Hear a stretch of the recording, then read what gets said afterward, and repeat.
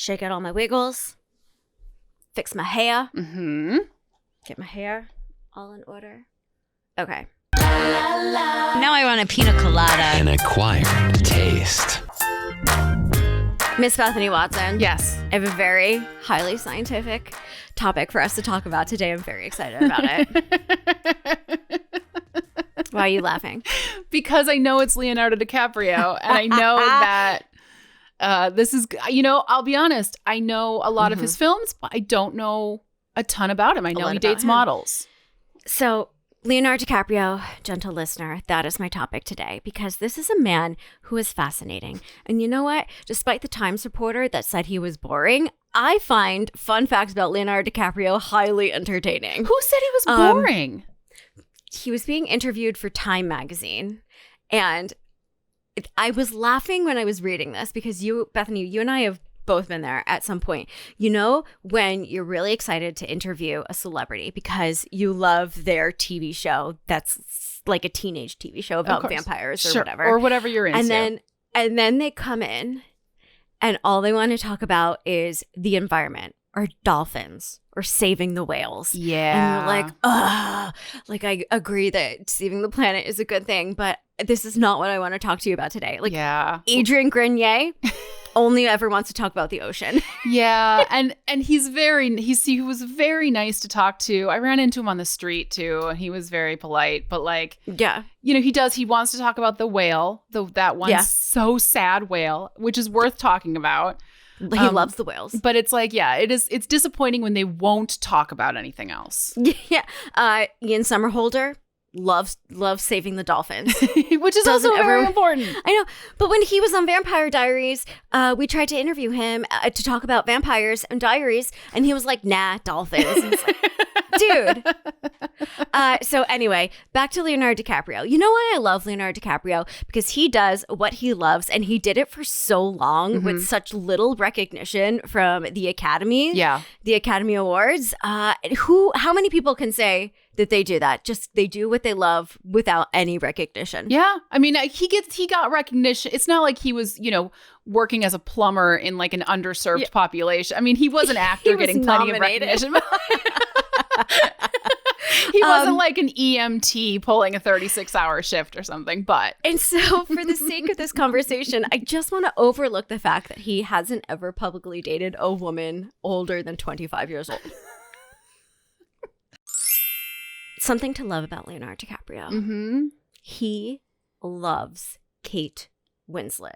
Oh, this is great. We all need big stars who were in incredibly romantic movies together to actually love each other. When they don't, it breaks your heart. It breaks your heart. So he's publicly said that Kate Winslet is his favorite actress. And I read that when they first met, the first time that they met, she flashed him her boobs because there was that awkward, like, we're pretty young and this is a big movie and I have to be naked in front of you while we're filming. Yeah. She just was like, boop. And that kicked off the chemistry that they had forever.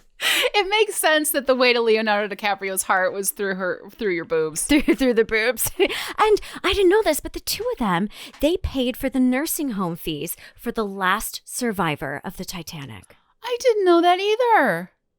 How sweet. Her name was Milvina Dean, the last survivor of the Titanic disaster. And in 2009, reports circulated that she was having to sell off memorabilia and other possessions in order to pay her nursing home bills. And that is where DiCaprio and Winslet and director James Cameron stepped in to publicly secure her financial future. Wow. That's so nice. Cute? Another fun fact about Leonardo DiCaprio. He has never done drugs. Never. Really? And despite being around drugs from a very young age, they actually had to get someone who was an expert on doing drugs onto the set of Wolf of Wall Street because that movie is based on just doing lots and lots of cocaine. And you would never know. He was amazing in that movie, but he's never done drugs. Okay, so I have a couple of questions. Yeah. I wonder, how old was he when River Phoenix died? I'm trying to think if that affected him I'm trying to think why he never did drugs, because they're everywhere. Were they friends? I don't know. I think maybe there was a bit of a difference. Yeah. I mean, Leonardo DiCaprio famously had like a posse that he would run around New York and LA with in the 90s. I'm not sure if River Phoenix was a part of that, but he's never done drugs. And him and Jonah Hill apparently were watching videos of the drunkest man in the world to prepare for their roles in Wolf of Wall Street. Also, how do you find an expert on doing drugs without just going...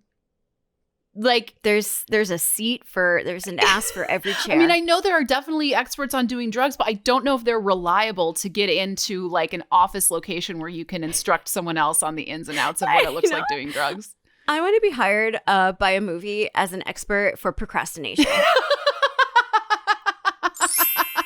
Leo D got his name because his mom was in the Uffizi Museum in Florence, and the first time she felt him kick, she was looking at a painting done by Leonardo da Vinci. That makes sense. I always wondered where he got the name. There's also a lot of fan fiction written about Leonardo DiCaprio out there, including lots of stories that have an erotic version of him. There's one particular fan fiction story about him finally winning an Oscar, yet only having until the end of the day to live. What? What are people doing with their time? I don't know. Wait, is that one erotic too? Yes, I believe so. So is he just effing and essing his way through Hollywood on his last day alive with his Oscar? Apparently, back in 1995, Leonardo DiCaprio took all of these questionable photos with bananas, like a series of photos where he's holding bananas. And I think it was in an erotic, phallic way. Photographer, his name is David LaChapelle, released them in 2004, even though he took them 20 years prior. And Leonardo DiCaprio was not happy about these racy shots with him and bananas. Yeah, I'm guessing he wasn't using them and pretending they were phones. I'm guessing he was doing something else with them. Yeah, you don't get to do that, photographer. That's not fair or nice. Speaking of bananas, this is bananas. There was a model, her name was Aretha Wilson. She hit Leonardo DiCaprio over the head with a broken bottle at a party, injured his face, and she went to prison for 2 years. As she should. Don't hit people with broken bottles. Yeah, you can't hit people with broken bottles. No, you can't. 2 years. Can you imagine being locked up and you're like, what did you do? I don't know. I'm just dealing drugs. What'd you do? I hit Leonardo DiCaprio over the head with a broken bottle. So famously, when he was younger, Leonardo DiCaprio was friends with Tobey Maguire, and they had like a close friend group called the Posse. They made a movie together. Like the Posse made a self-made movie, like a little indie production. Mm-hmm. And it's just about friends talking about life. And apparently it got so crazy that they made it. And then Leonardo DiCaprio and Tobey Maguire had to get lawyers to make sure it was never released because it would damage their reputations forever.